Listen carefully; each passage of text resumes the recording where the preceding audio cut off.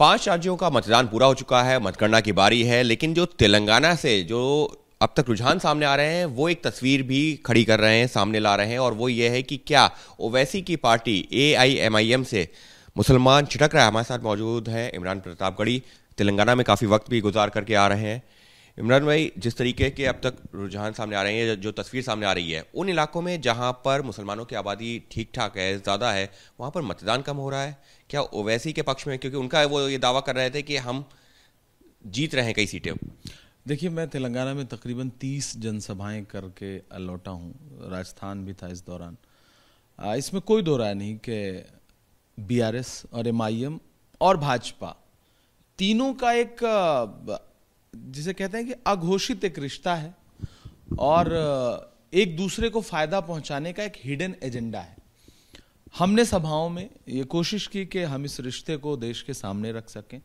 हमने हैदराबाद के लोगों से ये बात कही कि जहां दारुस्सलाम मौजूद है, उस विधानसभा जिसका नाम गोशा महल है, वहां चुनाव नहीं लड़ते, लेकिन राजस्थान की हवा महल में जाके चुनाव लड़ेंगे। जयपुर के अकबरुद्दीन ओवैसी गोशा महल प्रचार नहीं करते, लेकिन हवा महल में जाके प्रचार करेंगे जयपुर के।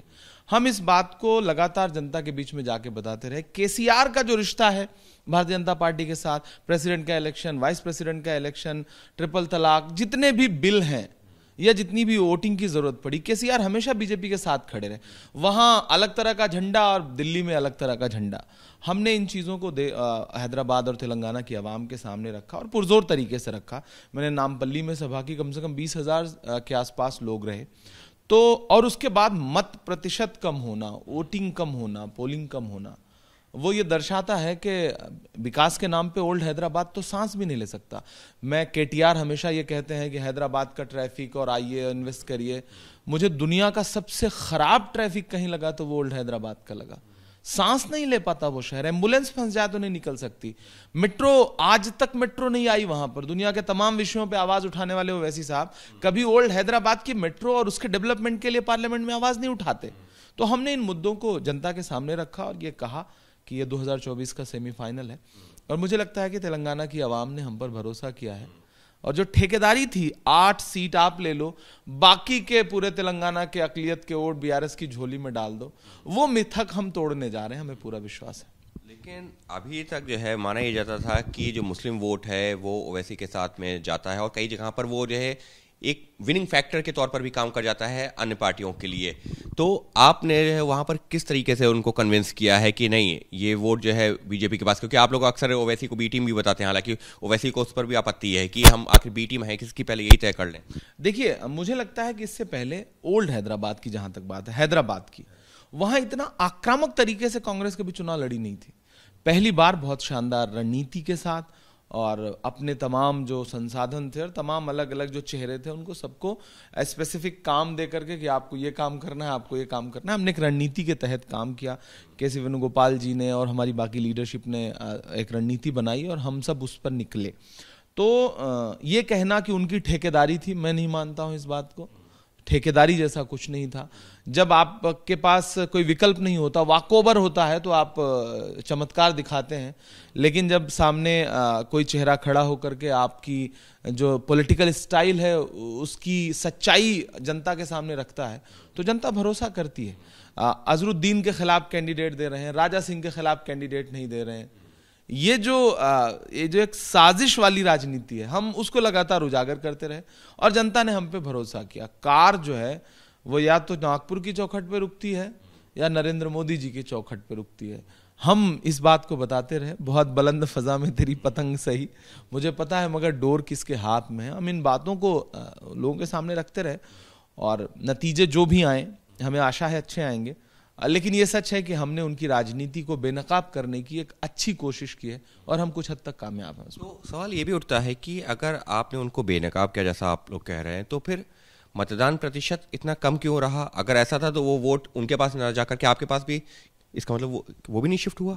नहीं, मैं ये मानता हूं कि ओल्ड हैदराबाद में जनता इनकी राजनीति से ऊबी हुई है।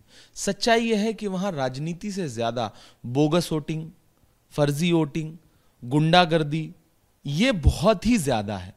इसलिए मतदान के प्रति लोगों का कोई रुझान नहीं है। ये एक वोटर निकल के वो आया जो मुझे लगता है कि बदलाव चाहता है या इनकी राजनीति से ऊबा हुआ वोटर है। बाकी तो इनका जो समर्थक है ऐसे क्रूशल टाइम में, जब इन्होंने अपने सारे दामन फैला दिए, बहुत मुश्किल नामपल्ली एक विधानसभा है जहां सुबह 7 बजे से रात के 10 बजे तक पैदल दौरे, सभाएं। जिस दिन मेरी सभा थी, मेरी सभा को घेर के 3 सभाएं आसपास रखी गई, फिर भी जनता नहीं आ रही है, न सभाओं में आ रही है, न वोट देने आ रही है। तो इसका मतलब तो यही है कि वो ऊब चुकी है, अब उसे भरोसा नहीं रह गया। आप जिस मजहबी राजनीति, जैसे भाजपा की जो धार्मिक राजनीति है, मैं जनता से ही कह रहा हूं, अगर भाजपा की धार्मिक राजनीति के खिलाफ आप खड़े होते हैं तो फिर आप ये जो मजहबी सियासत है इसके खिलाफ कब खड़े होइएगा। ये काम मैंने बुरहानपुर में किया, ये काम मैंने जबलपुर में किया और ये काम मैंने हैदराबाद में भी किया। लोग भरोसा कर रहे हैं। शुरू में हम लोगों ने जब प्रचार शुरू किया था तो उस तरह से लोग निकल करके सामने नहीं आ रहे थे, लेकिन आखिर आते आते उन्होंने कांग्रेस पे भरोसा किया। यही वजह है कि आप देखिए ओवैसी साहब ने सबसे ज्यादा हमला जो है वो राहुल गांधी पे किया, कांग्रेस पे किया। भाजपा कांग्रेस पे हमला, मोदी जी, योगी जी सब जाके कांग्रेस पे हमला, बीआरएस कांग्रेस पे हमला, एमआईएम कांग्रेस पे हमला, 3 मिल करके कांग्रेस पे हमला कर रहे थे और कांग्रेस मजबूती के साथ लड़ रही थी। तो अंततोगत्वा मुझे लगता है कि जनता ने हम पे भरोसा किया है। रुझान यही कह रहे हैं 3 तारीख को रिजल्ट आ जाए तो ये एक बहुत ऐतिहासिक जीत होगी। हमें पूरा विश्वास है कि हम नामपल्ली जीत रहे हैं, हम जुबली हिल्स जीत रहे हैं, हम मलकपेट जीत रहे हैं। मतलब जो बिल्कुल आप जिसे गढ़ कहते थे वहां हम बहुत अच्छा प्रदर्शन करने जा रहे हैं। तो क्या ये एक जो है शुरुआत है, कांग्रेस इसको ऐसे देख रही है कि, क्योंकि ओवैसी कई जगह पर ऐसा हुआ है जो कांग्रेस के पक्ष में वोट जाता था, खासतौर पे मैं मुस्लिम वोट की बात कर रहा हूँ, वो वहाँ पर जो है डाइवर्ट करने में अपनी तरफ, अपनी पार्टी की तरफ जो है कामयाब रहे हैं, फिर चाहे वो बिहार की बात हो, यूपी की बात हो, कई जगहों पर। तो क्या अब उसको जो है पूरे देश में भी आप देख रहे हैं कि वोट, जो मुस्लिम वोट है, वो उनसे कटेगा? देखिए, मैं इसको अलग एंगल से देखता हूं। मेरा मानना है कि भारतीय जनता पार्टी ओवैसी साहब का इस्तेमाल मुस्लिम वोटों के बंटवारे के लिए नहीं, बल्कि हिंदू वोटों के पोलराइजेशन के लिए करती है, रिवर्स पोलराइजेशन। आप सोचिए कि राजस्थान में इस चीज को बहुत बारीकी से देख रहा था कि राजस्थान में चुनाव प्रचार करने के लिए अकबरुद्दीन ओवैसी साहब आए, जबकि विगत कुछ वर्षों में हैदराबाद के बाहर उन्होंने कहीं प्रचार नहीं किया, लेकिन वो जयपुर आए। और ऐसे समय में जब हैदराबाद में पार्टी घिरी हुई है, असदुद्दीन साहब लगातार नामपल्ली, जुबली हिल्स, राजेंद्र नगर, इन सारी विधानसभाओं में, याकूतपुरा, लगातार ग्राउंड पे मजबूरन डटे हुए हैं, लेकिन ऐसे क्रूशल वक्त में भी अकबरुद्दीन ओवैसी गोशा महल न जाकर के हवा महल आते हैं, जयपुर की विधानसभाओं में आकर के प्रचार करते हैं। इसका मतलब क्या है? इसके राजनीतिक विश्लेषण करिए तो आप समझ पाइएगा कि कोई ताकत है जिसने उन्हें मजबूर किया और यह कहा कि जाइए राजस्थान में प्रचार करना ही पड़ेगा आपको। किसी मजबूरी और किसी दबाव में आके उन्होंने प्रचार किया।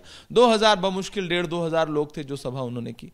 तो वही है कि रिवर्स पोलराइजेशन, वो खेल मैं जनता को समझाने की कोशिश कर रहा हूं और जनता मुझे लग रहा है कि समझ रही है। साफ तौर पर कांग्रेस नेताओं का यही कहना है कि ओवैसी लगातार जो है बीजेपी के पक्ष में माहौल बनाने का काम कर रहे थे और इस बार अभी तक जो तस्वीर सामने आ रही है वो यही इशारा कर रही है कि जनता को ये समझ में आ रहा है और संभवतः इसी वजह से उन इलाकों में जिनको माना जाता था कि AIMIM यानी कि ओवैसी की पार्टी के गढ़ के तौर पर देखा जाता था, वहां पर मतदान हुआ है कम।